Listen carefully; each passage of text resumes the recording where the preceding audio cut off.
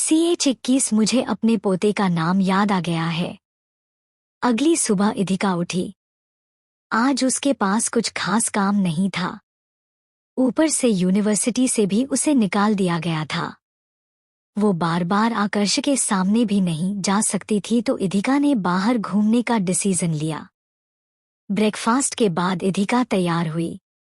उसने normal denim pants के ऊपर पिंक ट्यूब टॉप पहना था और ऊपर वाइट शर्ट, जिसे उसने सामने से खुला कर रखा था। इधिका वसुधा के पास आई और उनसे बोली, दादी क्यों ना आज हम शॉपिंग करने के लिए चलें? मुझे आपके लिए ड्रेस खरीदनी है। हाँ हाँ क्यों नहीं, मुझे भी नए कपड़ों का बहुत शौक है, वसुधा ने मुस्कुराकर जवाब दिया। इधिका ने वसुधा को तैयार किया। वसुधा के सामान में उसने महसूस किया कि वसुधा के सारे कपड़े एक्सक्लूसिवली डिजाइन किए हुए किसी डिजाइनर के थे। इधिका ने उन दोनों के लिए कैब मंगवाई और फिर दोनों वहां से गोवा के सबसे बड़े मॉल में पहुंची। वहां डिजाइनर के बनाए हुए स्पेशल बनाए हुए थे। वहीं उनसे कुछ पहले आयशा भी मिस्टर आदर्श सिंघानिया के साथ उसी स्टोर पर आई थी।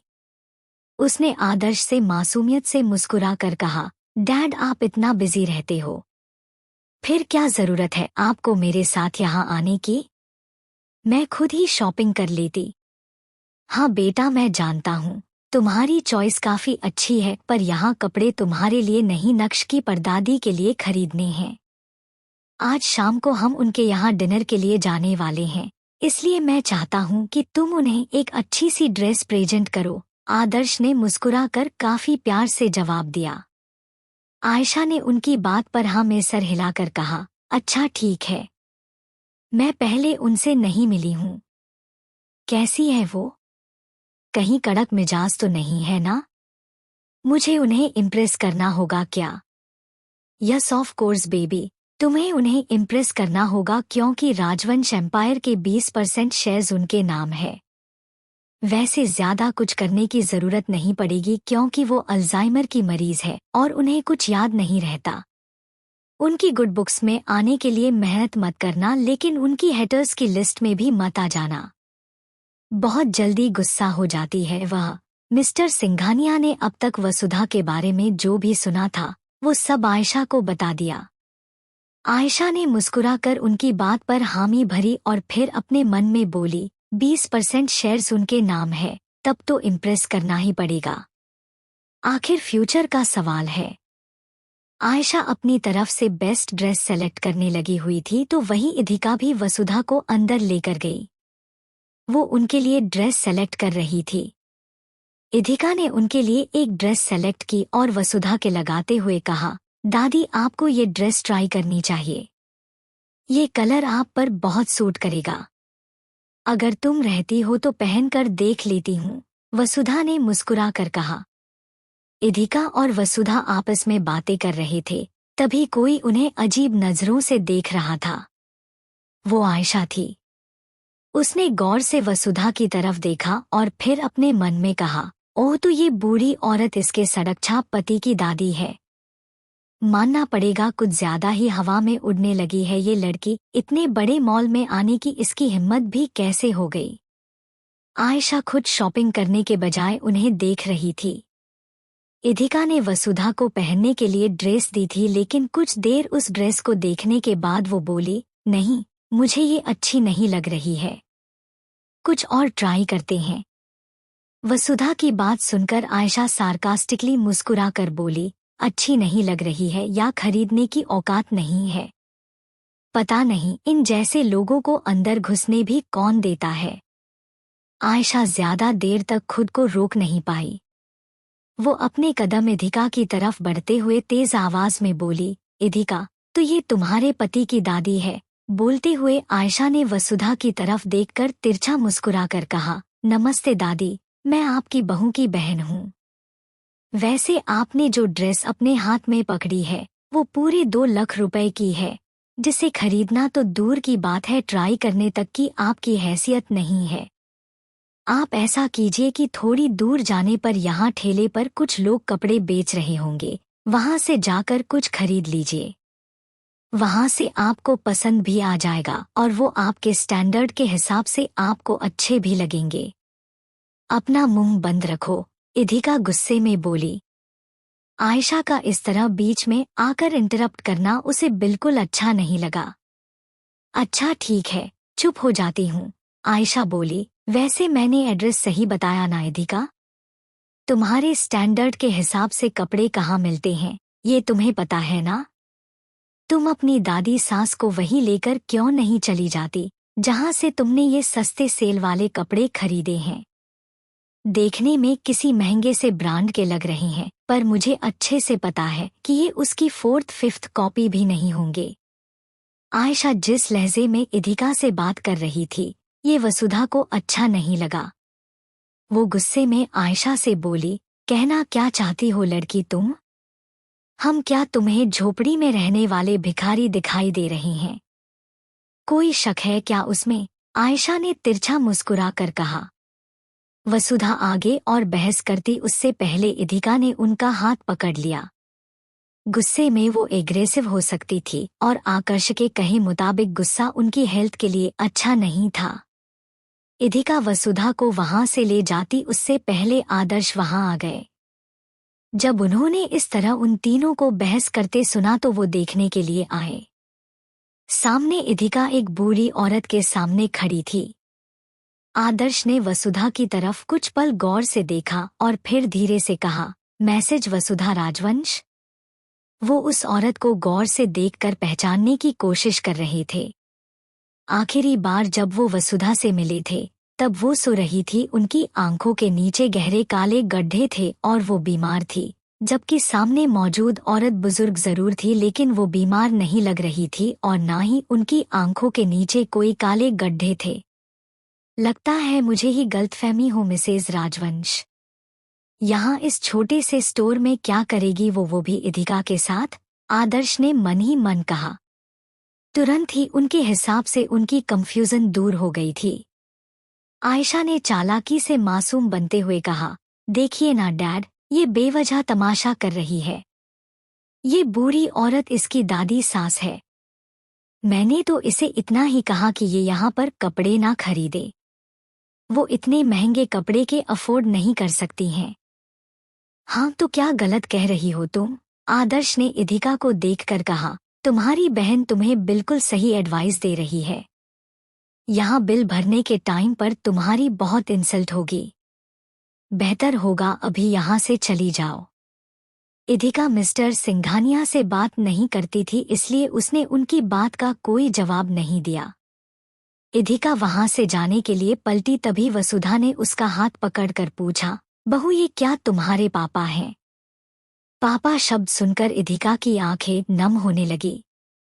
उसने कभी इस शब्द का मतलब ही नहीं समझा था। आदर्श सिंघानिया ने कभी उसे पिता का प्यार नहीं दिया। बचपन में जब मालविका उसे खाना नहीं देती थी और उसे मारती पीटती रहती थी तब भी आदर्श ने कुछ नहीं कहा। वो यही कहते थे कि इधिका को मालविका की हर बात माननी चाहिए, चाहे वो गलत हो या सही।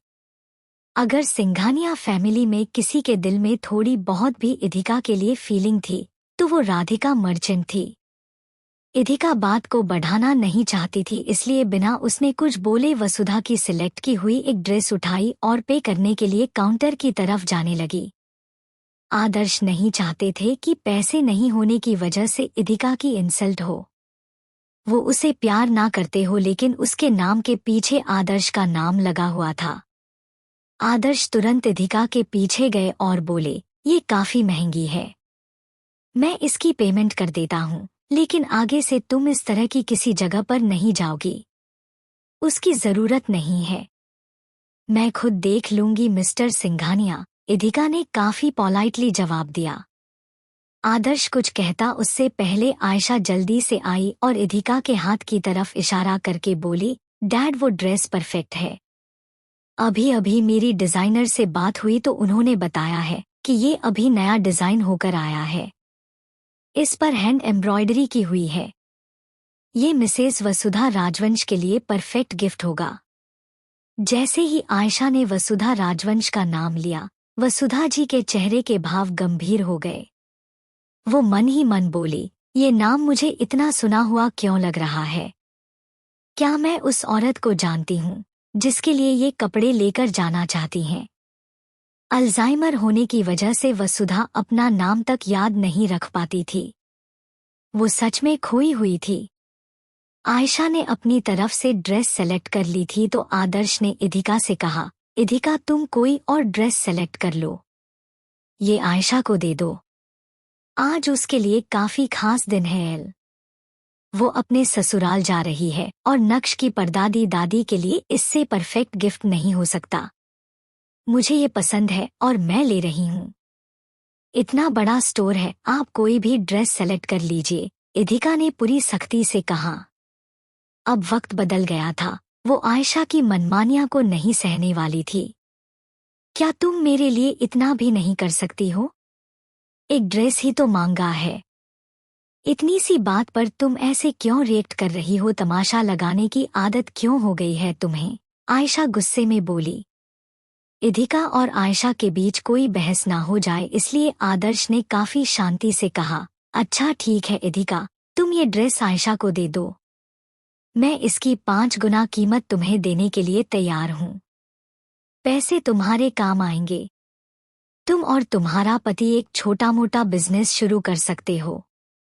मुझे किसी के भी एहसान की जरूरत नहीं है। आप कोई दूसरी ड्रेस सेलेक्ट कर लीजिए, ये तो दादी ही पहनेगी, इधिका ने जवाब दिया और पेमेंट करने के लिए अपना कार्ड निकालने लगी। तभी वसुधा ने उसका हाथ पकड़कर कहा, ये ड्रेस इसे दे दो, मुझे ये अच्छी नहीं लगी है। लेकिन आपने जो ड्रेस सेलेक्ट की थी उसमें यही सबसे अच्छी ड्रेस थी। हमें फिर से नई ड्रेस देखने के लिए मेहनत करनी पड़ेगी, इधिका लाचारी से बोली। वो ज्यादा टाइम इन सब में वेस्ट नहीं करना चाहती थी। ठीक है तो फिर हम शॉपिंग नहीं करते हैं। मुझे ये ड्रेस नहीं चाहिए, वसुधा जी ने कहा और इधिका के हाथ से ड्रेस छीनकर आयशा के हाथ में पकड़ा दी। इधिका को गुस्सा तो बहुत आ रहा था पर उसने कुछ नहीं कहा और ड्रेस वहीं पर छोड़ दी। वो वसुधा को लेकर वहां से निकाल दी। वो पूरे रास्ते में बिल्कुल चुप थी। कुछ ही देर में इधिका वसुधा को लेकर पास ही के कैफे में पहुंच चुकी थी। वो उनके लिए कॉफी लेने गई थी तभी वसुधा के मोबाइल पर एक कॉल आया। सामने से एक आवाज आई, मॉम आप कहाँ पर हैं? जहाँ भी है घर आ जाएगा क्योंकि आज सिंघानिया फैमिली हमारे घर खास आपसे मिलने के लिए आने वाली है। सामने से नकुल राजवंश बोल रहा था, जो नक्श का पिता और आकर्ष का बड़ा भाई था। ठीक है मैं आ जाऊंगी, वसुधा ने इतना ही कहा और फिर कॉल कट कर दिया। उन्होंने दिमाग पर थोड़ा जोर दिया और उनके चेहरे पर तिरछी मुस्कुराहट आ गई। वो बोली, इसका मतलब वो लड़की मुझसे मिलने के लिए आने वाली थी और मैं ही वसुधा राजवंश हूँ। क्या वो ड्रेस उसने मेरे लिए सिलेक्ट की थी? वसुधा को सब याद आ गया था। उन्होंने तुरंत आकर्ष को वॉइस मैसेज लिखते हुए कहा, अभी कुछ देर पहले किसी ने मेरे साथ बहुत बुरा बर्ताव किया था और मेरी बहू के साथ भी। मुझे तुम्हारी जरूरत है। तुम घर आ जाओ। तुम मेरे लिए स्टैंड लो क्योंकि सिर्फ तुम ही हो जो मुझसे प्यार करते हो और मेरे लिए खड़े हो सकते हो। मैं आता हूँ दादी, आकर्ष ने जवाब दिया और तुरंत अपने काम छोड़कर घर जाने लगा। वहीं इधिका कॉफी लेकर वसुधा के पास पहुंच चुकी थी। उसने देखा वसुधा के चेहरे पर मुस्कुराहट थी। इधिका सवालिया नजरों से उसकी तरफ देख रही थी। तभी वसुधा ने कहा, बहू मुझे मेरे पोते का नाम याद आ गया है और ये भी कि मैं कौन हूँ। CH22 Aakarsh is badly irritated. Store से वापस आ जाने के बाद इधिका और वसुधा एक कैफे में बैठे हुए थे। जब से नकुल राजवंश का कॉल आया था, वसुधा को कुछ कुछ अपनी पहचान के बारे में याद आने लगा था। जैसे ही इधिका कॉफी लेकर उनके पास आई, वसुधा ने उसे अपने पोते का नाम याद आने की बात कही। इधिका भी कब से वसुधा के असली पहचान के बारे में जानना चाहती थी। उसने तुरंत पूछा, तो बताइए दादी आपके पोते का क्या नाम है? चीकू। उसका नाम चीकू है, वसुधा ने मुस्कुरा कर बताया। जिसे सुनकर इधिका मुश्किल से अपनी हंसी कंट्रोल कर पा रही थी। इधिका ने मन ही मन कहा, चीकू, ये कैसा नाम हुआ? जहां तक मुझे पता है, इनका पोता किसी कंपनी का सीईओ होगा। उनके एम्प्लॉयज को पता चलेगा कि उनके बॉस का पेट नेम चीकू है, तो उन्हें कैसा लगेगा? इधिका आकर्ष के नाम पर मन ही मन हंस रही थी। तभी वसुधा ने कहा, जब वो पैदा हुआ था तब काफी कमजोर था। डॉक्टर ने तो साफ कह दिया था कि उसके बचने के चांसेस नहीं हैं, लेकिन उसके दादाजी को पूरी उम्मीद थी। उन्होंने अपने फेवरेट फ्रूट का नाम अपने पोते को दिया। उनके हिसाब से ये फल उनके लिए काफी लकी भी था। जब भी कोई खास काम पर जाते तो चीकू खाकर जाते थे, बस इसीलिए उसका नाम चीकू रख दिया। थैंक गॉड दादाजी किसी इम्पोर्टेंट मीटिंग से पहले वाटरमेलन खाकर नहीं जाते थे, वरना कैसा लगता जो आपके पोते का नाम तरबूज होता, इधिका ने मजाकिया लहजे में कहा, जिस पर वसुधा उसकी तरफ घूर कर देखने लगी। इधिका ने तुरंत बात को बदला और कहा, अच्छा तो आपके चीकू का रियल नाम क्या है? वसुधा अपने कपड़ों की तरफ देख रही थी, इसलिए उसने इधिका की बात पर ध्यान नहीं दिया। अचानक उसने अपनी नजरें उठाकर इधिका की तरफ देखकर कहा, मेरे कपड़े मुझे अच्छे नहीं लग रहे हैं। क्या तुम मेरे साथ मेरे घर चलोगी? हम नए कपड़े लेकर आएंगे। ठीक है दादी, इधिका ने जवाब दिया। उसके बाद इधिका ने घड़ी में टाइम देखकर कहा, ठीक है, हम शाम को आपके घर चलेंगे। तब तक मैं आपके घर ड्रॉप कर देती हूँ। आप थोड़ी देर रेस्ट कीजिए, मैं अपना काम निपटा कर आती हूँ। मैं ठीक हूँ, बिल्कुल भी नहीं थकी हूँ और तुम्हारे साथ ही चलूंगी, वसुधा ने झट से जवाब दिया। उन्हें मन ही मन डर था कि कहीं इधिका शाम को उसके साथ चलने से इनकार न कर दे। वो पूरे टाइम इधिका के साथ रहना चाहती थी। उन्होंने इधिका का हाथ तक पकड़ दिया था। इधिका ने मुस्कुराकर उनकी बात पर हामी भरी। वो मन ही मन बोली, दादी कितनी क्यूट है। इन्हें ये डर लग रहा है कि मैं छोड़कर चली जाऊंगी। खैर कोई बात नहीं, इन्हें साथ लेकर जाना पड़ेगा, जबकि मुझे तो अभी आकर्ष से मिलने जाना था। जब तक बार बार उसके सामने नहीं जाऊंगी तब तक वो मेरी बात नहीं सुनेगा। इधिका ने एक बार फिर नई आईडी से आकर्ष से मिलने जाने का सोचा। इस बार वो एक डोनेशन सेरेमनी में जा रही थी। हर साल राजवंश फैमिली वहां चैरिटी करती थी। इधिका ने आकर्ष के शेड्यूल से पता लगाया था, तो उसने देखा वो उस फंक्शन को अटेंड करने के लिए जाने वाला है। इधिका ने वहां पहुंचकर वसुधा को गेस्ट रूम में ठहराया और खुद रिपोर्टर बनाकर उस फंक्शन में गई। वो फ्रंट रो में जाकर बैठी थी, जहां से आकर्ष की नजर सीधे इधिका पर जाने वाली थी। इधिका ने अपने मन में कहा, यहाँ रिपोर्टर्स अपने मन मुताबिक कोई भी सवाल पूछ सकते हैं। मैं आकर्ष से उसकी पत्नी के बारे में पूछूंगी तो उसे सबके सामने जवाब देना ही होगा। सोचते हुए इधिका के चेहरे पर तिरछी मुस्कुराहट आ गई। वो पूरी प्लानिंग करके बैठी थी। इधिका इंतजार कर रही थी कि कब आकर्ष आए और कब उसके सवाल पूछने पर वो उसके चेहरे का उड़ता हुआ रंग देखें। आकर्ष उसे इग्नोर कर रहा था तो वो उससे बुरी तरह से चिढ़ने लगी थी। कुछ देर में ऑर्गेनाइजेशन ने राजवंश एम्पायर का नाम लिया तो इधिका के चेहरे पर मुस्कुराहट आ गई। उसने खुद को पूरी तरह तैयार कर लिया था, लेकिन जल्द ही उसके चेहरे का रंग उड़ गया था। वहां आकर्ष के बजाय पृथ्वी आया था। पृथ्वी ने स्टेज पर आते ही कहा, सॉरी जेंटलमैन, आज मिस्टर आकर्ष राजवंश यहाँ नहीं आ पाएंगे, लेकिन हमेशा से जो परंपरा चलती आ रही है वो जारी रहेगी। उनकी जगह मैं डोनेशन सेरेमनी को हैंडल करूंगा। पृथ्वी को देखकर इधिका को गुस्सा आ रहा था। उसने अपना मोबाइल निकला तो उस पर दिशांक का मैसेज आया हुआ था। दिशांक ने लिखा था, आपने मिस्टर आकर्ष राजवंश को कुछ ज्यादा ही परेशान कर दिया है। बेचारे ने अपना पूरा शेड्यूल बदल डाला। कुछ दिनों तक आपको उसके बारे में मैं नहीं बता पाऊंगा। आप भी तब तक उससे दूर रहिए। मैसेज देखने के बाद इधिका ने गहरी सांस लेकर छोड़ी और कहा, कितना चालाक है ये आदमी, अपना शेड्यूल बदल दिया। जो भी हो, इस तक तो मैं पहुंच ही जाऊंगी। कब तक मुझसे दूर भागेगा? तलाक तो उसे मुझे देना ही होगा। इधिका बीच में भी नहीं आ सकती थी। उसने अपना काम पूरा किया और वसुधा को साथ लेकर कार मैन्युफैक्चरिंग फैक्ट्री की तरफ जा रही थी। इधिका ने अपने मन में कहा, तुम अपने बाकी शेड्यूल चेंज कर सकते हो पर ये नहीं।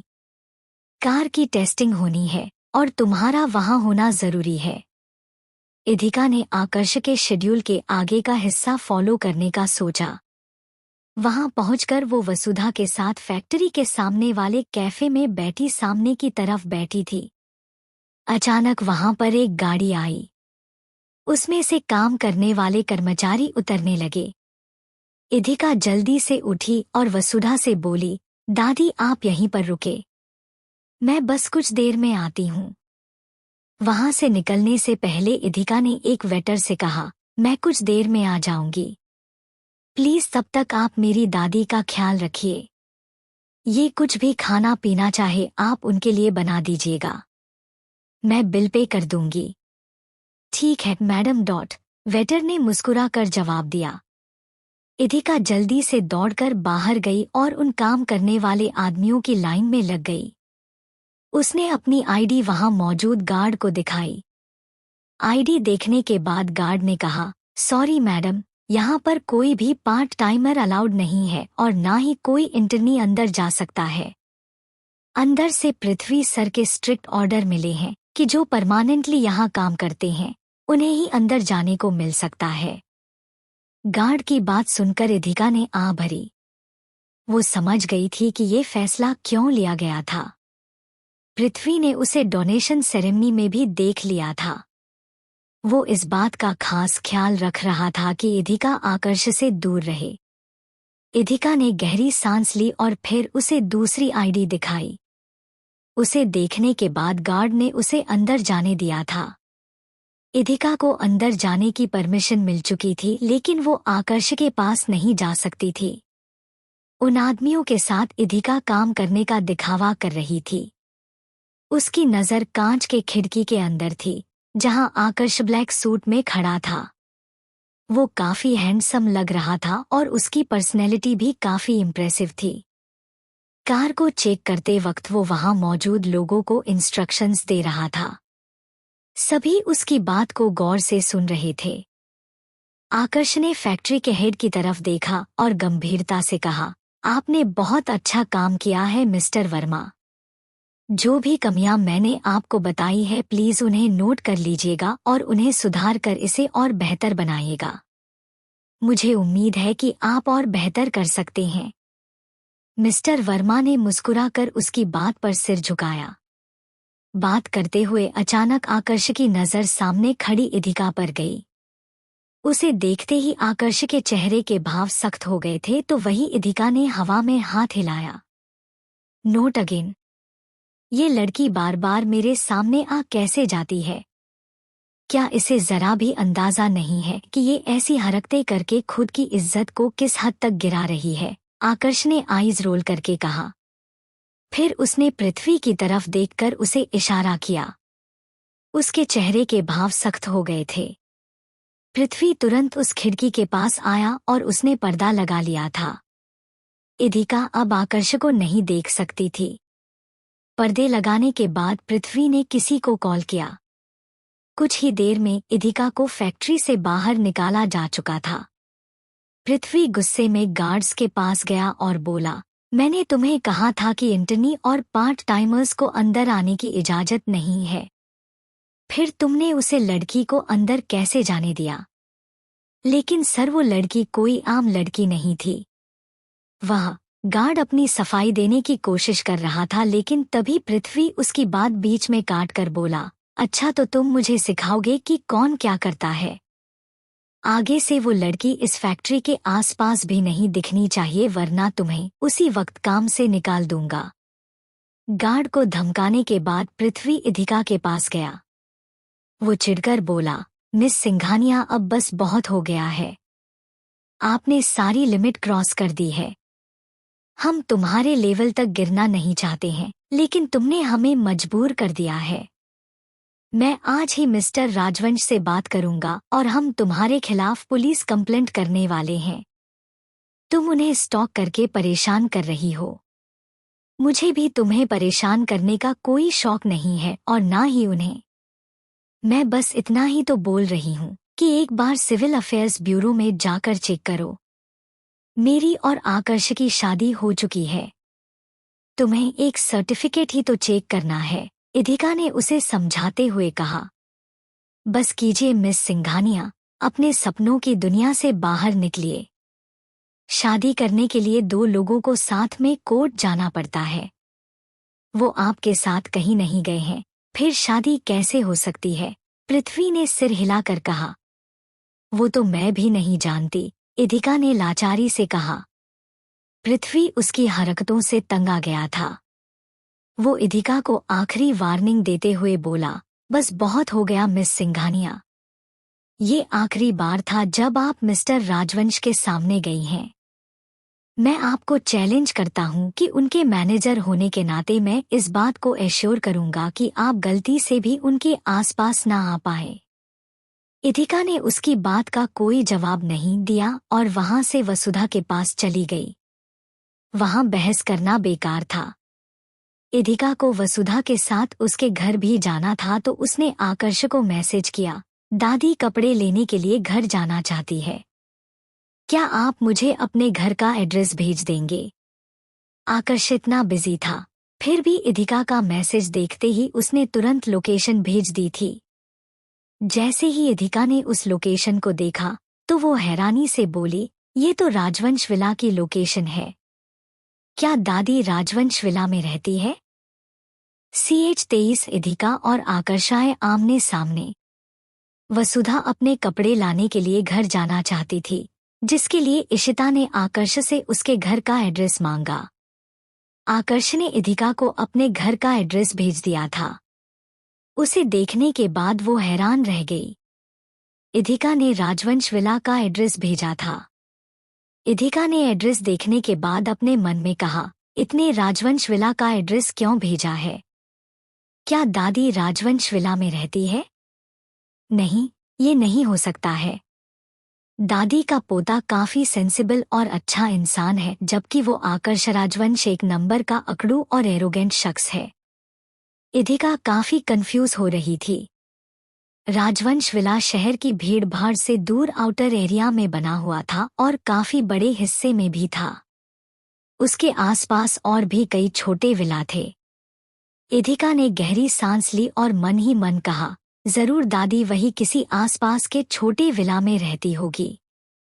मैं रास्ता ना भटक जाऊं, इसलिए उनके पोते ने मैनार एड्रेस के तौर पर राजवंश विला का एड्रेस लिखा होगा। ऐसा करती हूँ, एक बार फिर से पूछ लेती हूँ। इधिका ने तुरंत आकर्ष को मैसेज करते हुए लिखा, हम टैक्सी में हैं। यहाँ काफी सारे घर हैं। मुझे लगता है मैं गलत रास्ते पर पहुंच गई हूँ। आकर्ष अपनी गाड़ी में था। उसने तुरंत जवाब में लिखा, अच्छा ठीक है, तुम बाहर खड़ी रहना, मैं अभी पहुंच रहा हूँ। इधिका टैक्सी से बाहर उतरी और वहां लगी एक बेंच पर बैठ गई। उसने वसुधा को भी अपने पास बिठा लिया।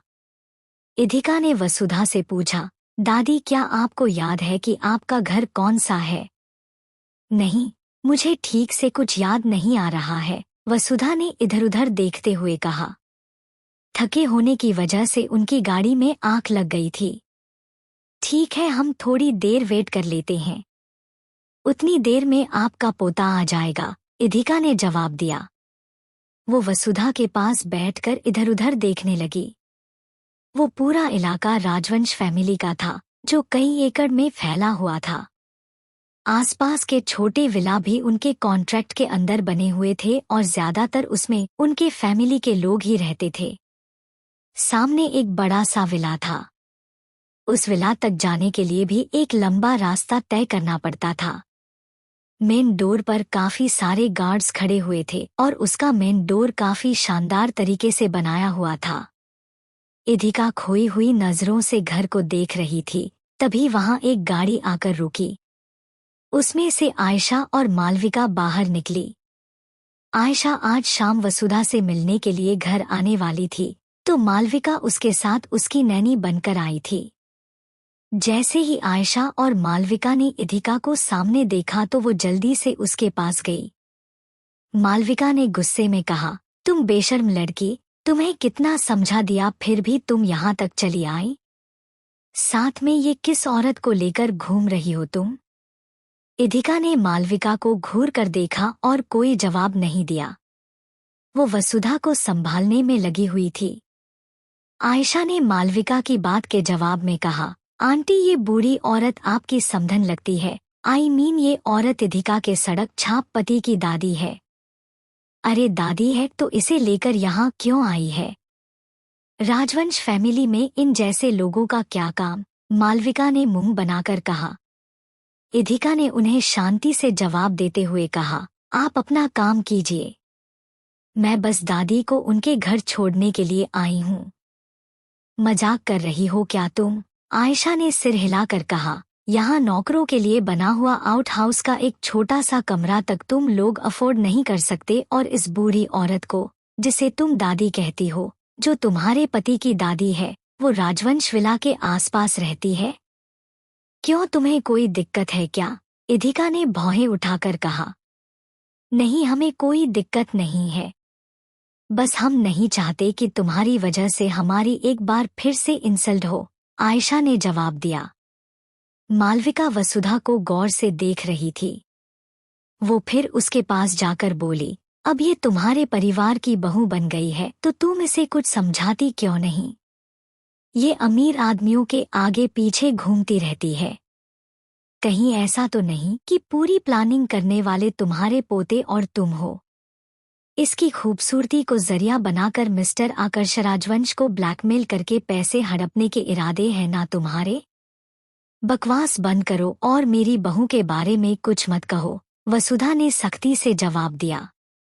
इधिका इस मामले को बढ़ाना नहीं चाहती थी। वो वसुधा को बेंच से उठाने लगी, तभी वसुधा ने सामने राजवंश विला की तरफ देखकर कहा, बहू मुझे याद आ गया है, मेरा घर कौन सा है? वो सामने वाला बड़ा सा घर मेरा है। हम चलते हैं। इधिका जानती थी कि वो घर वसुधा का नहीं हो सकता, लेकिन फिलहाल के लिए उनसे पीछा छुड़ाने के लिए इधिका ने कुछ नहीं कहा। वो वसुधा को उस तरफ ले जाने लगी, तभी मालविका बीच में आ गई। मालविका ने इधिका का बाजू पकड़कर उसे लगभग खींचते हुए कहा, तुम इस बूढ़ी औरत को सहारा बनाकर अपनी इमोशनल कहानी के जरिए राजवंश फैमिली में घुसना चाहती हो ना? आज आयशा का खास दिन है, तो मैं तुम्हें ऐसा कभी नहीं करने दूंगी। इधिका ने मालविका का हाथ झटका। जब मालविका का इधिका पर बस नहीं चला तो वो वसुधा से बोली, तुम्हारी तो उम्र हो गई है, तुम ही समझाओ इसे कुछ। कहीं ऐसा तो नहीं कि जवानी में तुम भी ऐसे ही काम करती थी, अमीर आदमियों को फंसाना और फिर उनसे पैसे ऐंठना? वसुधा एक बहुत ही अच्छे खानदान से ताल्लुक रखती थी। राजवंश फैमिली की बहू होने से पहले भी उसके मायके वाले एक प्रतिष्ठित परिवार थे। ऐसे में वो ये सब सहन नहीं कर पाई। मालविका की बातें सुनकर उसका सर चकराने लगा और वो चक्कर खाकर नीचे गिर गई। वसुधा की खराब हालत देखकर इधिका गुस्से में मालविका पर जोर से चिल्लाई, तुमने सबको अपने जैसा समझा है क्या?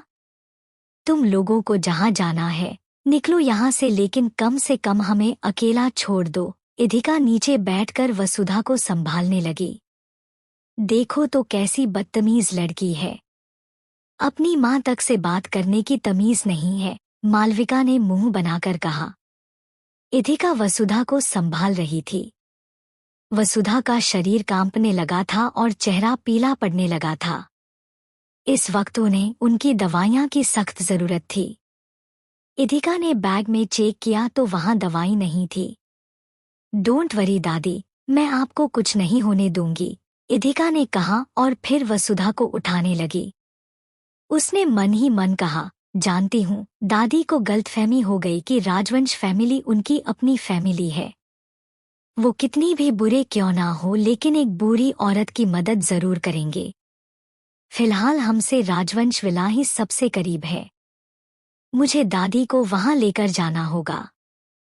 इधिका ने वसुधा को जैसे तैसे करके उठाया और उसे राजवंश विला की तरफ ले जाने लगी। तभी आयशा आगे आ गई। वो गुस्से में बोली, कहीं तुम राजवंश विला के अंदर जाने का तो नहीं सोच रही? मैं तुम्हें बता दूं कि मैं तुम्हारी वजह से मेरे ससुराल में कोई केओस क्रिएट नहीं करना चाहती। तुम्हारी वजह से तो बिल्कुल नहीं। जानती हो ना तुम कौन हो? अच्छे से जानती हूँ। फिलहाल मेरा रास्ता छोड़ो वरना तुम्हें भी बता दूंगी कि मैं कौन हूँ और क्या कर सकती हूँ, इधिका ने गुस्से में कहा। आयशा अभी भी पीछे नहीं हटती थी। इधिका से अब बर्दाश्त नहीं हो रहा था। उसने आयशा को जोर से दूसरी तरफ धकेल दिया। उसका धक्का इतना तेज था कि आयशा नीचे गिर गई थी। उसके घुटनों पर और कपड़ों पर हल्की मिट्टी लग गई और उसके परफेक्टली सेट किए हुए बाल बिखर गए थे। मालविका ने जल्दी से आयशा को संभाला और फिर इधिका के पास आकर वसुधा का बाजू पकड़कर उसे खींचने लगी। वो चिल्लाकर बोली, तुम इतनी एहसान फरामोश हो जाओगी मुझे नहीं पता था। पहले पता होता तो तुम जैसी लड़की को मैं पैदा ही नहीं करती। बूढ़ी औरत की वजह से तुमने आयशा को मारा ना, इसे तो मैं छोड़ूंगी नहीं। हाथ लगाने के बारे में सोचना भी मत वरना राजवंश विला बाद में पहुंचोगी। पहले हॉस्पिटल पहुंचा दूंगी, इधिका ने वार्निंग देते हुए कहा। अच्छा तो अब इस बूढ़ी औरत के लिए तुम अपनी माँ के हाथ पैर तोड़ोगी? बिल्कुल सही जा रही हो तुम जैसी लड़की से और उम्मीद क्या की जा सकती है। बस तभी आदर्श तुम्हें अपनी औलाद तक कहने से शर्म महसूस करते हैं, मालविका ने इधिका की सबसे कमजोर कड़ी पर वार करते हुए कहा। मालविका वसुधा को छू भी पाती उससे पहले इधिका दूसरी तरफ आई और मालविका का हाथ पकड़कर पीछे की तरफ मरोड़ दिया। वो दर्द से जोर से चिल्लाई।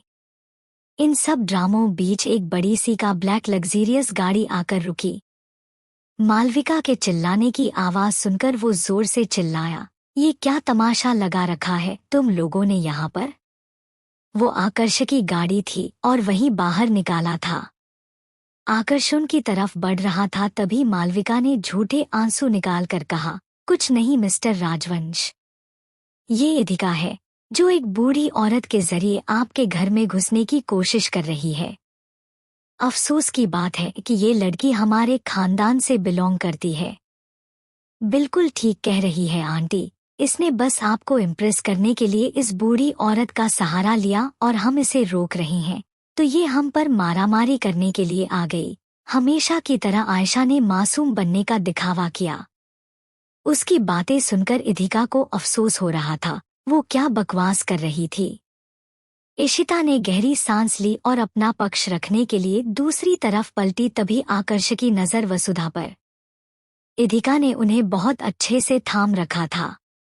वसुधा को उस हाल में देखकर आकर्षकी निगाहें सर्द हो गई थी।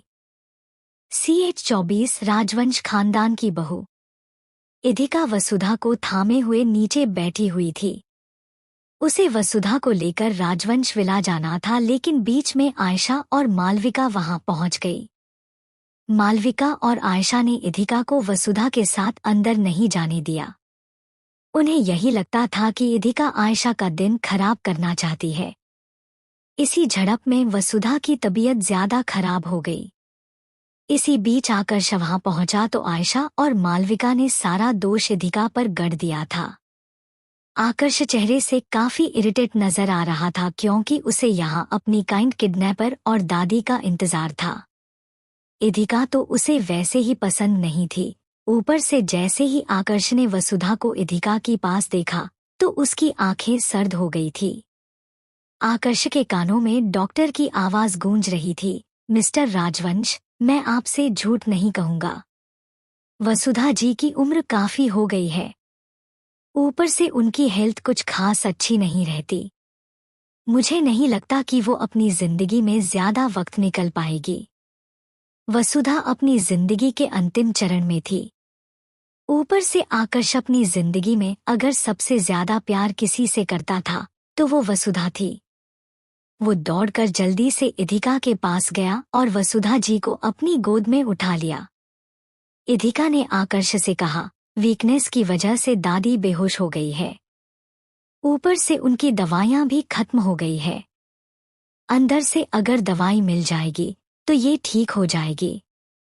आकर्ष ने किसी से कुछ नहीं कहा और वसुधा को गोद में उठाकर विला के अंदर चला गया। इधिका हैरानी से उसकी तरफ देख रही थी। वो मन ही मन बोली, तो क्या ये सच में आकर्ष की दादी है? आई मीन इतने दिनों तक मैं जिस अच्छे इंसान से बात कर रही थी वो ये था। नहीं, ये नहीं हो सकता। इधिका अभी भी यकीन नहीं कर पा रही थी। वो आकर्ष के पीछे जाने को होगी, तभी मालविका ने उसका हाथ पकड़ लिया। वो उसे डांटते हुए बोली, तुम अंदर कहाँ जा रही हो? चुपचाप यही खड़ी रहो। आकर्ष को इस तरह वसुधा को अंदर ले जाते देखकर आयशा के चेहरे पर पसीने के बूंदे छलक आई। उसने मालविका के पास आकर धीरे से कहा, कहीं ये सच में आकर्ष राजवंश की दादी तो नहीं? ये इस फैमिली में सबसे बड़ी मेंबर है और सब उनकी बहुत इज्जत करते हैं। लेकिन इस घर की इतनी रिस्पेक्टेड वुमेन इधिका के साथ क्या कर रही थी? मालविका ने आयशा का हाथ सहलाकर कहा, तुम खामखां इतना सोच रही हो। ये उसके पति की दादी ही है। सोचो राजवंश फैमिली का शहर में कितना नाम है। अगर उनके विला के आगे कोई बूढ़ी औरत मर गई तो मीडिया उन पर सवाल उठाने लगेगा। तो क्या वो मीडिया के डर से उस औरत को अंदर लेकर गए थे? आई होप ऐसा ही हो, आयशा ने राहत की सांस लेकर कहा। मालविका ने उसकी बात पर हामी भरी और फिर इधिका की तरफ देखने लगी, जिसकी नजरें अभी भी दरवाजे पर टिकी हुई थी। मालविका ने इधिका से कहा, तुम्हारे पति की दादी जल्द ही बाहर आ जाएगी। अच्छे से जानती हूँ मैं तुम्हें। वो औरत बीमार थी, तभी तुम जानबूझकर उसे राजवंश विला के आगे लेकर आई, ताकि उसके बहाने उनके घर में घुस सको। मैं बोल रही हूँ, सुधर जाओ इधिका, वरना बचपन की तरह हड्डियां तोड़ कर रख दूंगी। इधिका ने मालविका की तरफ देखकर बेपरवाही से सिर हिला दिया। वो बात कर रहे थे तभी अचानक राजवंश विला का बड़ा सा दरवाजा खुला। उन तीनों का ध्यान उस तरफ चला गया। अंदर से नक्श बाहर निकाल कर आया। उसके हाथ में काफी सारे गिफ्ट्स थे। बाहर आते ही नक्श का ध्यान सीधा आयशा पर गया। वो गुस्से में उसे पर चिल्लाकर बोला, कहाँ रह गई थी तुम? मैं कब से तुम्हारा इंतजार कर रहा था। वो गुस्से में उसे आगे कुछ कहता उससे पहले उसकी नजर इधिका पर चली गई।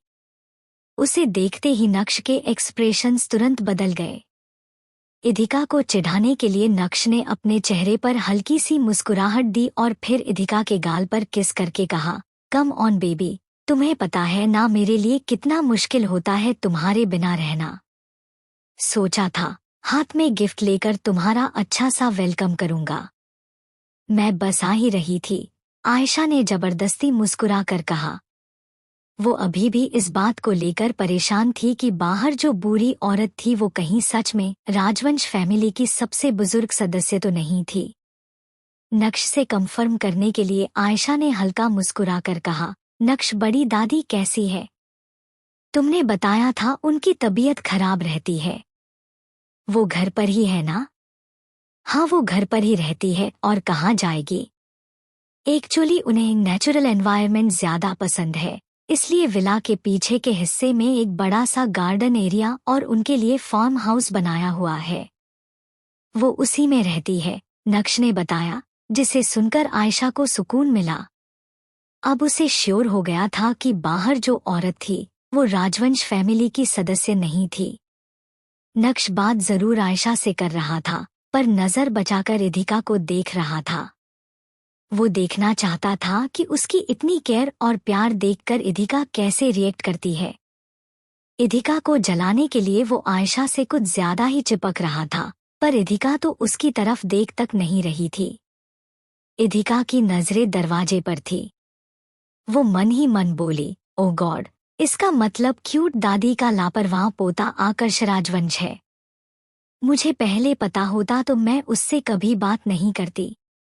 यकीन नहीं हो रहा, जिस इंसान की समझदारी की मैं मन ही मन तारीफ करती थी, वो ये घमंडी इंसान था। इधिका दरवाजे पर देख रही थी, तभी अचानक उसके सामने नक्श आकर खड़ा हो गया। उसने इधिका के सामने चुटकी बजाई और धीमी आवाज में कहा, तुम यहाँ क्या कर रही हो? कहीं तुम मेरे ऑफर के लिए हाँ कहने के लिए तो नहीं आई हो ना? अगर हाँ कहना ही था तो कॉल कर देती। यहाँ आने की क्या जरूरत थी? जानती हो ना तुम कौन हो? और तुम्हारे जैसी लड़कियों को ऐसे इज्जतदार खानदान अपने घर में घुसने भी नहीं देते। नक्श की बात सुनकर इधिका ने जलती हुई निगाहों से उसकी तरफ देखा, तो वो तुरंत अपने चेहरे के एक्सप्रेशन सॉफ्ट करते हुए बोला, अच्छा ठीक है। अगर तुम घर अंदर से देखना चाहती हो तो मैं तुम्हें लेकर जा सकता हूँ। इधिका उसे कोई जवाब देती उससे पहले आयशा उनके पास आ गई। वो नक्श से बोली, नक्श तुम गलत समझ रहे हो। इधिका यहाँ तुमसे या किसी और से मिलने के लिए नहीं आई है। वो तो अपने पति की दादी के साथ यहाँ पर आई थी। अचानक उनकी तबीयत खराब हो गई थी, तो मिस्टर राजवंश उन्हें अंदर ले गए। क्या कहा तुमने? पति? नक्श ने हैरानी से पूछा। उसे अभी तक इधिका की नकली शादी के बारे में पता नहीं था। आयशा इस बात को जानती थी। वो मौके का फायदा उठाते हुए बोली, हाँ पति। इधिका ने तुम्हें बताया नहीं क्या कि उसने शादी कर ली है? उनकी शादी को तो लगभग 1 महीना होने को आया है। नक्श ने गुस्से से इधिका की तरफ देखा और भौहें उठाकर कहा, तो तुमने शादी कर ली है? कौन है वो इंसान जिससे तुमने शादी की है? नक्श सच बर्दाश्त नहीं कर पा रहा था। इस वक्त वो एक धोखा खाए हुए आशिक की तरह बर्ताव कर रहा था। मैंने किससे शादी की है या मेरा पति कौन है, इससे तुम्हारा कोई लेना देना नहीं है। इस बात पर ध्यान दो कि तुम किससे शादी करने जा रहे हो। इधिका ने सिर हिलाकर जवाब दिया। मैंने तुमसे कुछ पूछा है इशिका? सीधे सीधे जवाब दो। तुमने किससे शादी की है? मुझे भी तो पता चले। मेरे होते हुए किसकी इतनी हिम्मत हो गई जो उसने तुम्हें शादी के लिए हाँ कह दिया? नक्श ने चिल्लाकर कहा। आयशा ने बीच में दखल देते हुए जवाब दिया, ये तुम्हें किस मुंह से बताएगी? मालविका आंटी ने बताया कि वो एक सड़कछाप लड़का है जो ठीक से काम तक नहीं करता है। तो तुमने मुझे छोड़कर एक आवारा लड़के से शादी की है। बहुत अच्छी लग रही होगी ना तुम दोनों की जोड़ी। एक नाजायज लड़की और उसका आवारा पति। नक्श ने इधिका का मजाक बनाते हुए कहा। हाँ अब तो इसे भी वो पसंद नहीं आ रहा, तभी ये आकर्ष राजवंश के आगे पीछे घूमती रहती है। आयशा ने आग में घी डालने का काम किया। वो चाहती थी कि नक्श इधिका से पूरी तरह नफरत करें। डिस्गस्टिंग इशिका, तुम मेरे चाचू के पीछे यहाँ चली आई। अब मुझे सब समझ में आ रहा है, तुम बार बार मेरे सामने कैसे आ रही हो। नक्श ने इधिका को इंसल्ट करना शुरू कर दिया। इधिका चुपचाप उनकी बातों को सुन रही थी। वो देखना चाहती थी कि आखिर आयशा किस हद तक गिर सकती है। आयशा ने आगे कहा, इसे लगा कि ये अपनी खूबसूरती के चलते मिस्टर राजवंश को फंसा पाएगी। वैसे तुम्हें बता दूं कि वो पहले से शादीशुदा है और तुम जैसी लड़कियों की तरफ देखते तक नहीं है। इधिका ने आयशा को देखकर तिरछी मुस्कुराहट दी और कहा, मुझ जैसी लड़कियां? तो तुम क्या खुद को बहुत क्लासी समझती हो? क्लासी लड़कियां ऐसी नहीं होती। तुम्हारी जैसी, जिसकी सोच इतनी गिरी हुई है। कौन सी लड़की दूसरी लड़की को ये कहती है कि वो एक शादीशुदा आदमी को अपने जाल में फंसाने की कोशिश कर रही है? यू नो वॉट, तुम्हारी सोच मुझे उन मोहल्ले वाली आंटियों जैसी लगती है जिनका काम सिर्फ दूसरों की लाइफ में दखल देना होता है। सॉरी टू से आयशा, लेकिन तुम बड़ी होने से पहले ही बूढ़ी हो चुकी हो। इधिका ज्यादा नहीं बोलती थी, लेकिन जब भी जवाब देती थी सामने वाले का मुंह बंद कर देती थी। यही आयशा के साथ हुआ था। इधिका के जवाब ने उसका मुंह बंद करवा दिया। वो गुस्से में बस उसे घूर कर रह गई। नक्श, जो पहले से ही इधिका पर गुस्सा था, वो और ज्यादा फट पड़ा था। एक तो इधिका ने उसे ना कहकर किसी आवारा लड़के से शादी कर ली थी, ऊपर से वो आकर्ष को इम्प्रेस करने की कोशिश कर रही थी। ये सब नक्श से सहा नहीं गया। नक्श ने दरवाजे के आगे खड़े गार्ड की तरफ देखकर तेज आवाज में कहा, इस लड़की का चेहरा गौर से देख लो। आगे से ये इस विला के आसपास भी नजर आए या अंदर घुसने की कोशिश करे तो पुलिस को इन्फॉर्म करके अरेस्ट करवा देना। मैं देखता हूँ कि फिर कैसे ये आकर्ष चाचू तक पहुँचती है। नक्श के फैसले के बाद आयशा और मालविका के चेहरे पर मुस्कुराहट थी। तभी दरवाजे के अंदर से एक हाउस हेल्पर बाहर आया। उसने इधर उधर देखा, फिर उसकी नजर इधिका पर पड़ी तो वो उसके पास जाकर बोला, आप मिस इधिका सिंघानिया है ना? इधिका ने हाँ में सिर हिला दिया तो वो आगे बोला, आपको सर ने अंदर बुलाया है। आकर्ष सर ने? हाँ जरूर, इधिका ने मुस्कुराकर जवाब दिया और फिर नक्श की तरफ देखकर कहा, अगर आपकी इजाजत हो तो मैं अंदर चली जाऊं मिस्टर नक्श राजवंश। नक्श के पास कहने को कुछ नहीं था। आकर्ष के आगे कोई नहीं बोल सकता था क्योंकि घर पर उसी की चलती थी। कंपनी में भी ज्यादा शेयर्स उसी के पास थे, तो ना चाहते हुए भी कोई उसके सामने नहीं बोल पाता था। इधिका आगे बढ़ने लगी। गार्ड ने एक नज़र नक्श की तरफ देखा और फिर दरवाज़ा खोल दिया था। थोड़ी देर पहले नक्श ने उसे ऑर्डर्स दिए थे कि इधिका को अंदर नहीं जाने देना था, पर अब इधिका पूरे सम्मान से अंदर जा रही थी। इधिका के अंदर जाने के बाद आयशा और मालविका भी नक्श के साथ अंदर जाने लगी। गार्डन एरिया में चलते हुए मालविका ने आयशा को समझाते हुए कहा, उन्होंने उसे इसलिए अंदर बुलाया है ताकि उसके पति की दादी को भेज सके। अब वो उस बूढ़ी औरत के साथ बाहर थोड़ी ना आने वाले थे। कौन सी वो उनके लिए मायने रखती है? काश ऐसा ही हो आंटी, आयशा ने धीरे से जवाब दिया। वो सब लिविंग रूम की तरफ बढ़ रहे थे जहां बाकी लोग बैठे हुए थे। जैसे ही इधिका दरवाजे के पास पहुंची, आयशा और मालविका भी उसके पास आ गई थी।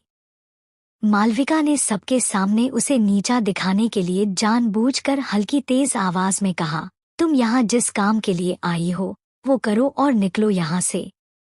तुम कौन हो अपनी पहचान मत भूलना। तुम जैसी घटिया लड़कियां यहाँ कदम रखने के लायक नहीं होती है। ये सच था कि इधिका मालविका की बेटी नहीं थी, तभी वो जानबूझकर उसे ऐसे वैसे शब्द बोलकर नीचा दिखाती थी। जैसे ही मालविका के शब्द वसुधा के कानों में पड़े, वो अपनी जगह से खड़ी होकर तेज आवाज में बोली, तुम्हारी हिम्मत कैसे हुई राजवंश खानदान की बहू को घटिया कहने की? वसुधा की आवाज सुनकर मालविका के पैरों तले जमीन खिसक गई थी। सारी फैमिली वहीं पर मौजूद थी और वसुधा बड़े से काउच पर आकर्ष के साथ बैठी हुई थी। उसका ओरा और एटीट्यूड देखकर साफ था कि वो राजवंश खानदान की सबसे बुजुर्ग और सम्मानित महिला थी, जिसकी वो सभी रिस्पेक्ट करते थे। CH-25 आकर्ष, क्या इधिका तुम्हारी पत्नी है? आकर्ष वसुधा को लेकर अंदर चला गया था। लगभग 1 घंटे बाद इधिका को भी अंदर बुलाया गया। उसके साथ आयशा और मालविका भी अंदर जा रही थी। नक्श उनसे थोड़े पीछे आ रहा था। जैसे ही मालविका ने इधिका को डांटा तो वसुधा ने सुन दिया था। वो गुस्से में उसे पर जोर से चिल्लाई। अब तक मालविका और आयशा में से किसी की नजर अंदर की तरफ नहीं गई थी।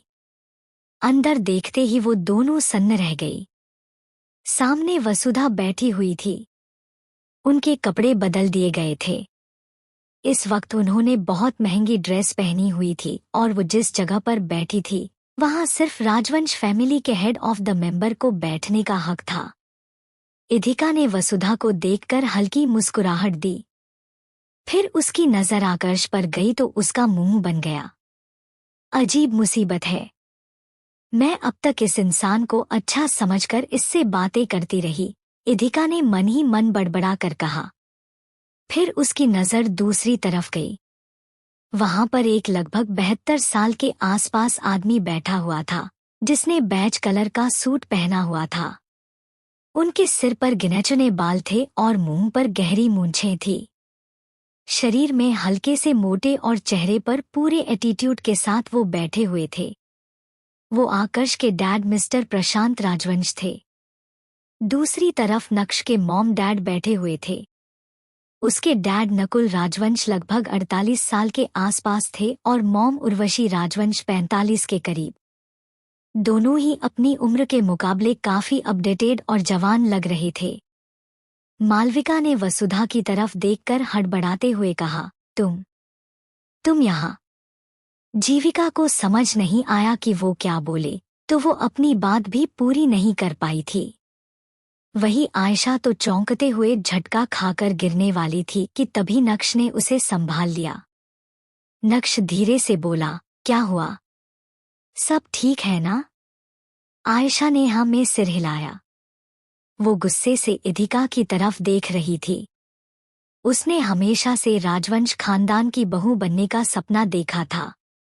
पूरी फैमिली को इम्प्रेस करने के बाद जब बात वसुधा राजवंश की आई, तो दरवाजे पर उन्होंने इधिका की वजह से उनके साथ बहुत बुरा बर्ताव किया। कल शॉपिंग मॉल में भी आयशा ने उनकी बहुत इंसल्ट की थी। आयशा ने गहरी सांस ली और सारा ब्लेम इधिका पर डालते हुए कहा, तुमने झूठ क्यों बोला इधिका? तुमने कहा था कि ये औरत तुम्हारे पति की दादी है, जबकि ये तो राजवंश फैमिली की मेंबर है। हमारे रिश्ते अच्छे नहीं हैं। तुम्हारी वजह से हमने दादी के साथ बुरा बर्ताव किया, लेकिन वो सब अनजाने में हुआ। मालविका ने उसकी बात को आगे बढ़ाते हुए कहा, आयशा बिल्कुल ठीक कह रही है। इसने मिसेज राजवंश को अपने पति को दादी बताया। उस पति की दादी जो पता नहीं कहाँ आवारागर्दी करते हुए घूमता है। इधिका, तुमने बहुत बड़ी गलती की है। सबसे पहले तुम सबसे माफी मांगोगी। इधिका उनकी तरफ अजीब नजरों से देखने लगी। उन लोगों ने अपनी गलती का सारा दोष इधिका पर डाल दिया। सब उसे शक भरी निगाहों से देख रहे थे। तभी वहां कांच टूटने की एक जोरदार आवाज आई। मालविका जोर से चिल्ला पड़ी। वसुधा ने गुस्से में चाय का प्याला मालविका की तरफ फेंक दिया था। वो अपनी जगह से खड़ी हुई और तेज आवाज में बोली, चुप हो जाओ तुम दोनों। कब से मेरी बहू को कुछ भी कहे जा रही हो? ये मेरे पोते की पत्नी है। मिसेस राजवंश, इसने आपको भी धोखा दिया है। ये आपकी बीमारी का फायदा उठा रही है। इसका पति तो एक आवारा लड़का है। मालविका अपने दर्द को कंट्रोल करके बोली। वहां का माहौल काफी तनावपूर्ण हो गया था। इस तरह सबको लड़ते झगड़ते देखकर उर्वशी उठी और उसने सख्त आवाज में कहा, बस कीजिए, क्यों ना हम आकर्ष से ही पूछ लेते हैं। उर्वशी ने आकर्ष की तरफ देखा और सीधे सीधे पूछा, आकर्ष, क्या ये लड़की सच कह रही है? ये तुम्हारी वाइफ है क्या, जिसे अब तक तुम हम सब से छुपाने की कोशिश कर रहे थे? इधिका ने आकर्ष की तरफ देखा और मन ही मन बोली, सबके सामने मेरी इंसल्ट मत करना प्लीज। हम दोनों शादीशुदा हैं। तुम्हें यकीन ना हो पर आज झूठ बोल दो। इधिका मन में प्रार्थना कर रही थी कि आकर्ष उस वक्त झूठ ही सही लेकिन उसे अपनी पत्नी स्वीकार कर ले, वरना सब उसे आयशा और मालविका की तरह काफी भला बुरा कहने वाले थे। इधिका उम्मीद भरी नजरों से आकर्ष की तरफ देख रही थी। तभी आकर्ष ने बिना किसी भाव के कहा, नहीं, ये वो नहीं है। आकर्ष के ना कहते ही इधिका ने गुस्से में उसकी तरफ देखकर अपने मन में कहा, ये इंसान कभी नहीं बदल सकता, घमंडी और एरोगेंट ही रहेगा। वही जैसे ही आकर्ष ने इधिका को अपनी पत्नी मानने से इनकार किया, मालविका हंसते हुए बोली, मैंने तो पहले ही कहा था ये लड़की झूठ बोल रही है और इसी की वजह से ये सब कंफ्यूजन क्रिएट हुआ है। इधिका उसे कोई जवाब देती उससे पहले आकर्ष ने मालविका की तरफ देखकर सख्त आवाज में कहा, ना तो मिस सिंघानिया झूठ बोल रही है और ना ही दादी। दादी को अल्जाइमर है और उन्होंने मिस सिंघानिया को अपनी बहू समझ लिया था। दादी मिस सिंघानिया के साथ बेहतर महसूस कर रही थी, इसलिए मैंने ही मिस सिंघानिया को दादी का ख्याल रखने के लिए कहा था। आकर्ष के सब बताते ही इधिका ने राहत की सांस ली। आधा ही सही लेकिन आकर्ष ने सच बताकर उसे बचा लिया था। दूसरी तरफ अब आयशा की हालत खराब हो रही थी। उसने इधिका की तरफ देखकर कहा, इधिका, अगर ऐसा था तो तुम्हें सच बता देना चाहिए था। तुम बताती तो ना इतनी बड़ी गलतफहमी क्रिएट होती और ना ही ये कंफ्यूजन। आयशा अभी भी सारा दोष इधिका पर डालने की कोशिश कर रही थी। तभी आकर्ष ने आयशा की तरफ देखकर सर्द आवाज में कहा, मिस आयशा सिंघानिया, बेहतर होगा कि आप अपनी गलतियों को दूसरों पर डालने की कोशिश ना करें। अगर कोई गलती की है तो उसे एक्सेप्ट करें और उसके लिए सॉरी कहें। आकर्ष के शब्द इतनी सख्त और तेज थे कि आयशा की नजर अपने आप नीचे हो गई। आकर्ष के बाद वसुधा ने गुस्से से उसकी तरफ देखकर कहा, तुम्हें क्या लगता है मैं बेवकूफ हूँ जो मुझे कुछ दिखाई नहीं देता? हाँ, मैं बातें भूल जाती हूँ, लेकिन मुझे अच्छे से समझ आता है कौन कैसा है। तुमने मेरी बहू से कहा कि उसने कुछ बताया क्यों नहीं? मुझे अच्छे से याद आ रहा है, कल तुमने उसे बताने का मौका ही नहीं दिया। बार बार तुम लोग उसे नीचा दिखाते रहते हो। दादी, आयशा ने अपनी सफाई पेश करने की कोशिश की। तभी वसुधा ने उसे बीच में काटते हुए कहा, बस करो, अगर गलती की है तो उसे मानो। लेकिन नहीं, तुम तो बेशर्मों की तरह अभी भी मेरी ही बहू को सुनाए जा रही हो। अपनी बात खत्म करने के बाद उन्होंने नक्श की तरफ देखकर सख्त आवाज में कहा, मुझे ये लड़की पसंद नहीं है। ये इस खानदान की बहू बनने के लायक नहीं है। इसके साथ तुम्हारी शादी नहीं हो सकती है। शादी टूटने की बात सुनकर आयशा के कदम लड़खड़ा गए थे। उसकी आंखों से आंसू बहने लगे। उसने नक्श की तरफ देखकर कहा, नक्श, मेरी बात समझने की कोशिश करो। इसमें मेरी कोई गलती नहीं थी। अगर फिर भी ये शादी टूटती है तो आई प्रॉमिस मैं तुम्हें किया हुआ वादा जरूर निभाऊंगी। बोलते हुए उसके शब्द इतने धीमे हो गए कि उन्हें सिर्फ नक्श ही सुन सकता था। आयशा ने बिल्कुल धीमी आवाज में कहा, आई प्रॉमिस मैं तुम्हारी डॉक्टर मर्चेंट से मीटिंग करवाकर उन्हें तुम्हारा प्रोजेक्ट में शामिल करवा दूंगी। नक्श ने गहरी सांस ली। डॉक्टर मर्चेंट उसके प्रोजेक्ट के लिए कितने जरूरी थे ये वही जानता था। नक्श वसुधा के सामने गया और बोला, बड़ी दादी, मैं आपकी बहुत रिस्पेक्ट करता हूँ, पर यह भी सच है कि मुझे आयशा से प्यार है। हम दोनों ने रिंग्स एक्सचेंज कर ली है। ये बात पब्लिक भी हो चुकी है कि हम दोनों शादी करने वाले हैं। ऐसे में शादी टूटने की बात बाहर आई तो आयशा की बहुत इंसल्ट होगी। हमारे खानदान पर भी सवाल उठेंगे। वसुधा ने कोई भी फैसला लेने से पहले एक नज़र नक्श और आयशा की तरफ देखा और फिर बोली, ठीक है, तुम बड़े हो गए हो। शादी जैसा फैसला बहुत बड़ा होता है। तुम्हारी जिंदगी का सवाल है तो तुम खुद सोच सकते हो। कर लेना इस लड़की से शादी। वसुधा ने नक्श की लाइफ में इंटरफेयर करना सही नहीं समझा। उनके हाँ कहते ही आयशा ने राहत की सांस ली। तो वही जैसे ही वसुधा ने शादी के लिए ग्रीन सिग्नल दिया, उर्वशी जल्दी से खड़ी होकर बोली, जरूर दादी, उनकी शादी जल्द ही हो जाएगी। आपको याद है ना कि हम शादी में बच्चों को गिफ्ट देते हैं। आपने तैयारी करवा ली है ना आयशा और नक्श को शादी का गिफ्ट देने की? हाँ ठीक है। मैं आकर्ष को बोलकर कुछ पैसे उनके अकाउंट में ट्रांसफर करवा दूंगी। उन्हें जो लेना होगा ले लेंगे, वसुधा ने रूखे तरीके से जवाब दिया। उनकी बात सुनकर उर्वशी के चेहरे का रंग उड़ गया। वो तुरंत बोली, लेकिन बात पैसों की नहीं हुई थी। आप गिफ्ट में इन दोनों को 1% शेयर देने वाली थी। 2% शेयर की बहुत वैल्यू थी और उर्वशी उसे ऐसे ही जाने नहीं देना चाहती थी।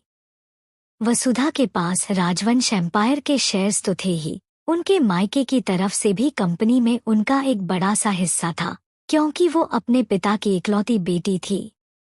उर्वशी अभी भी उम्मीद भरी निगाहों से वसुधा की तरफ देख रही थी। उसे लगा वसुधा भूल गई होगी।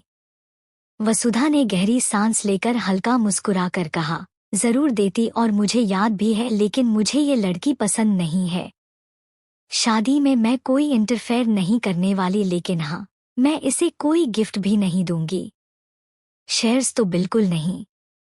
खानदान की सबसे बड़ी सदस्य होने के नाते एक अच्छी अमाउंट ट्रांसफर कर दूंगी। उनसे ये अपने उस स्टोर के 10 जोड़े कपड़े तो खरीद ही सकती है जहां कल इसने मेरी बहू के हाथ से ड्रेस छीन लिया था। आयशा ने शर्म से अपनी नजरें नीची कर ली। वो बुजुर्ग औरत बार बार उसे सबके सामने नीचा दिखा रही थी। वो मन ही मन बहुत अपमानित महसूस कर रही थी। राजवंश फैमिली में बहुत सारे हाउस हेल्पर्स काम करते थे और जल्द ही फिर ये न्यूज़ बाहर भी पहुंचने वाली थी कि वसुधा राजवंश आयशा को पसंद नहीं करती।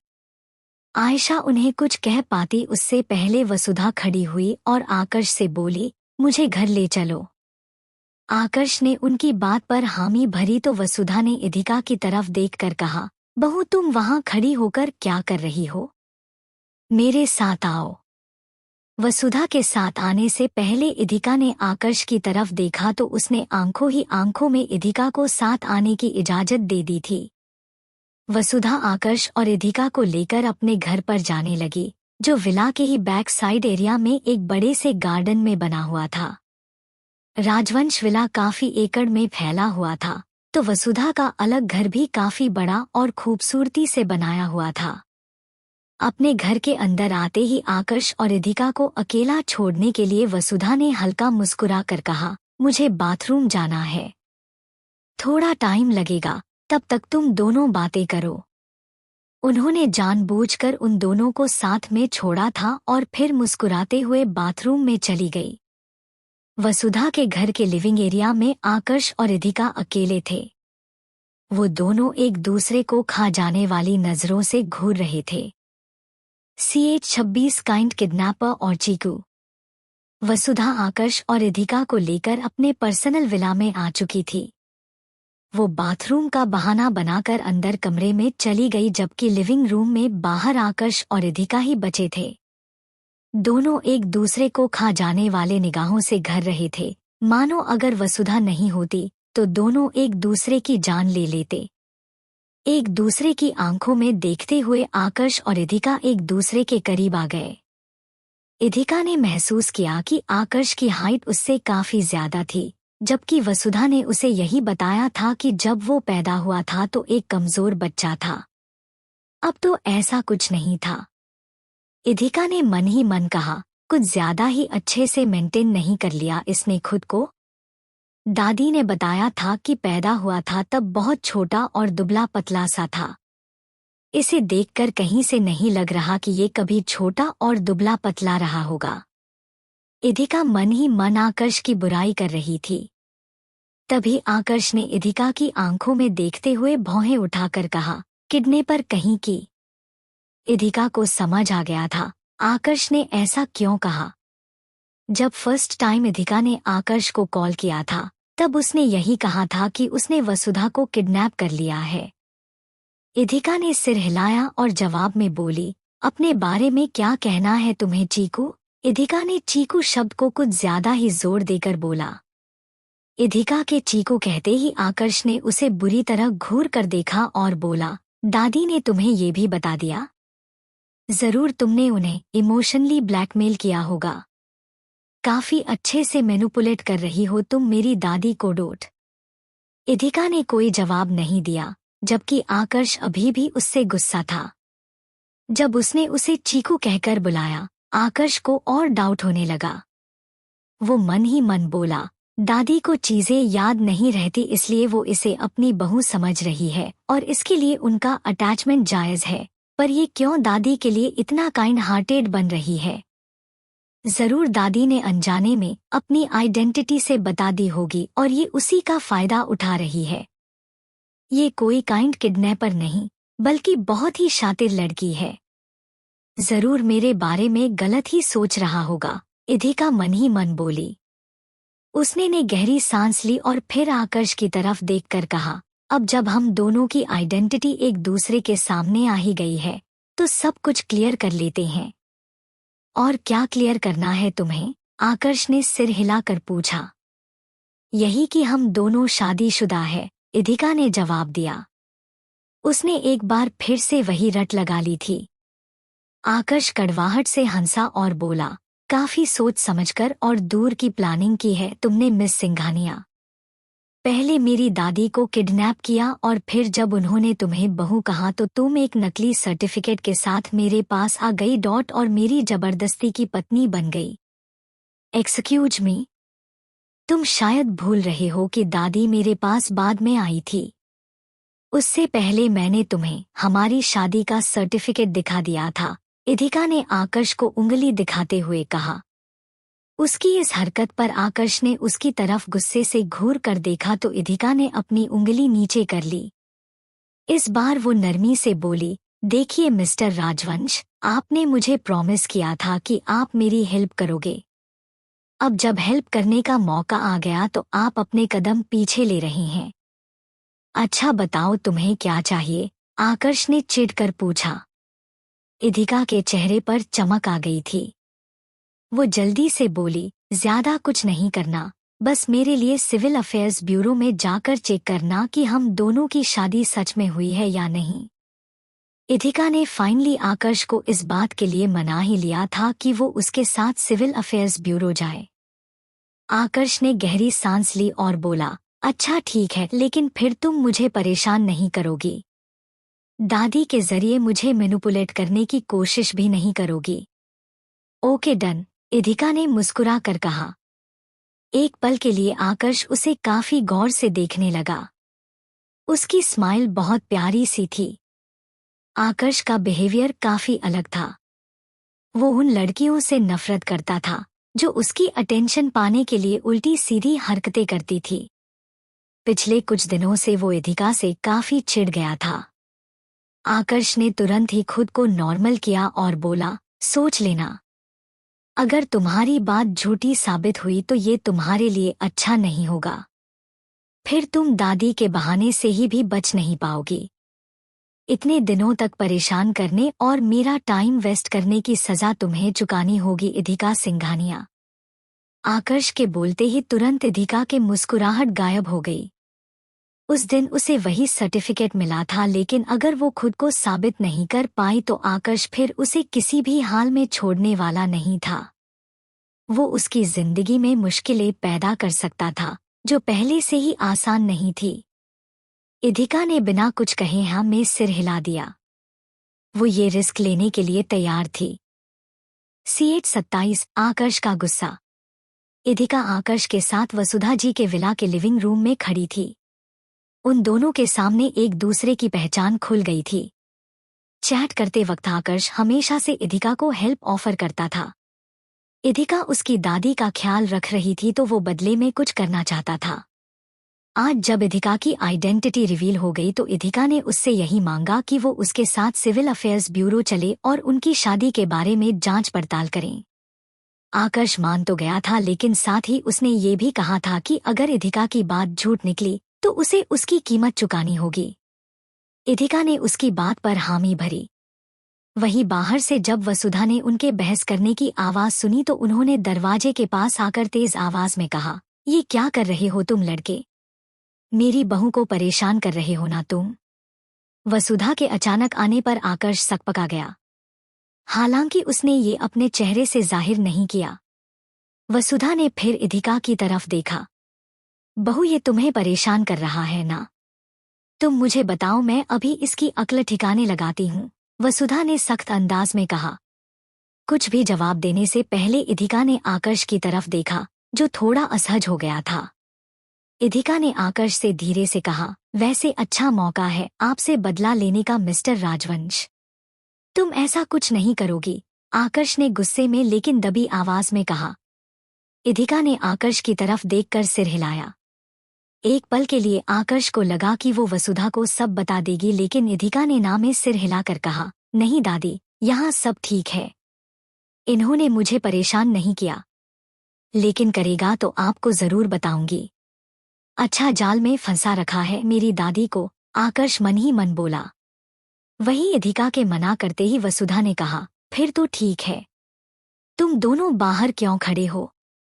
चलो अंदर आओ, साथ में आकर खाना खाते हैं।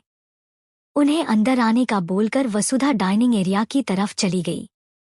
उनके जाते ही आकर्ष ने इधिका की तरफ देखकर सिर हिलाकर कहा, चलिए मिस सिंघानिया, दादी हर किसी को अपने डाइनिंग एरिया में घुसने नहीं देती है।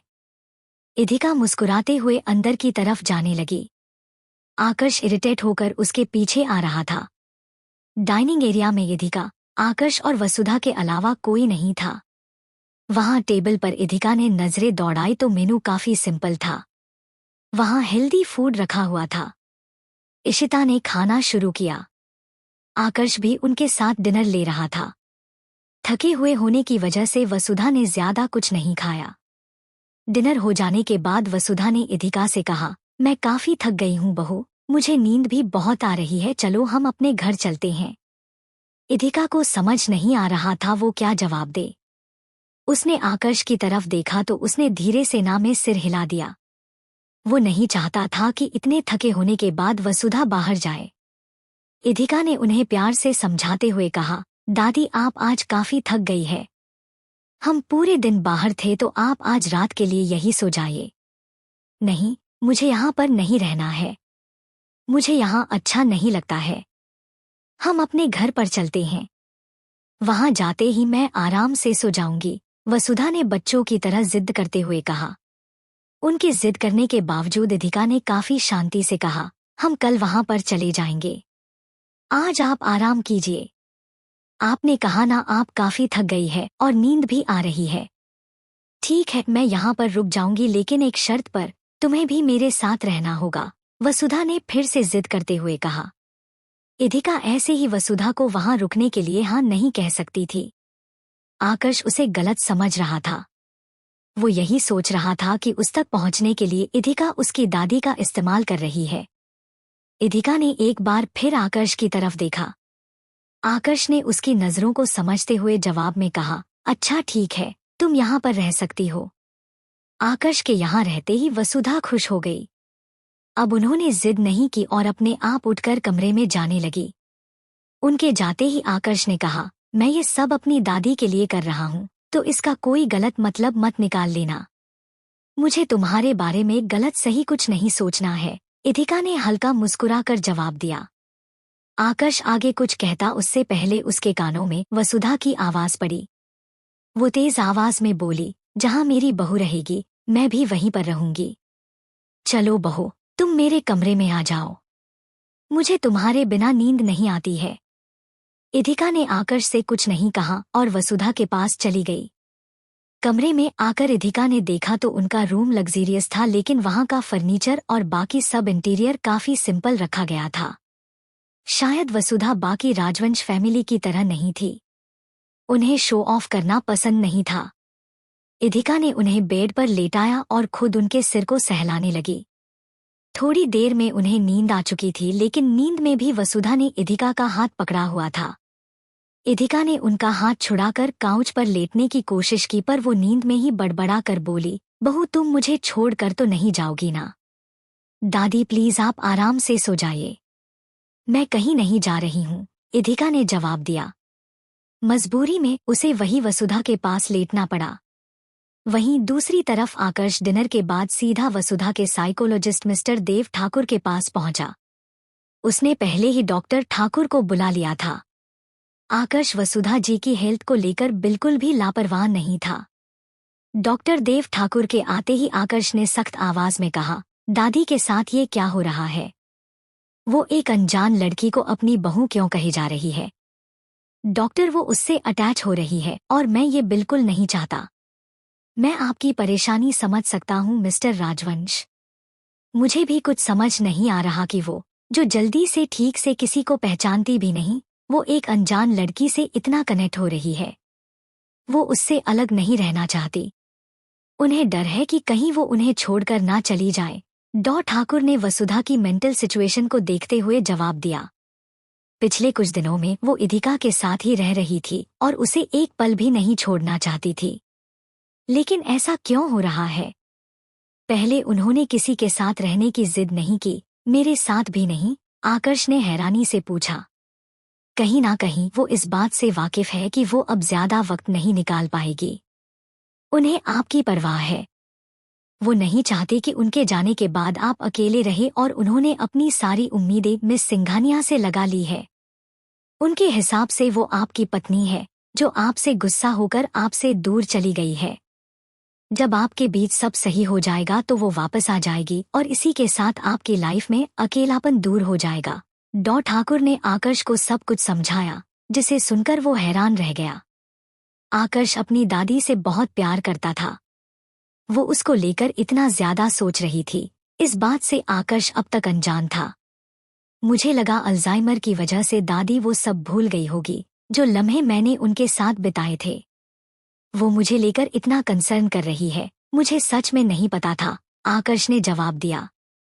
उसकी आंखें छलक रही थी, जिसे उसने काफी अच्छे से कंट्रोल कर लिया। आकर्ष आगे कुछ नहीं बोल पाया और डॉक्टर ठाकुर के यहाँ से उठकर बाहर की तरफ जाने लगा। दादी, आप मेरे लिए क्या है, आप अच्छे से जानती हैं।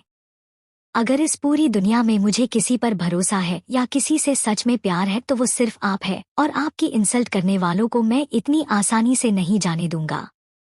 आपके चक्कर में मैं इधिका सिंघानिया को झेल सकता हूँ, तो आपकी इंसल्ट करने वालों का क्या हाल करूंगा, ये उन्हें एहसास भी नहीं, आकर्ष ने मन ही मन कहा। इस वक्त उसके चेहरे के भाव काफी सर दर्द थे और वो सीधा राजवंश फैमिली के मेन विला की तरफ बढ़ रहा था।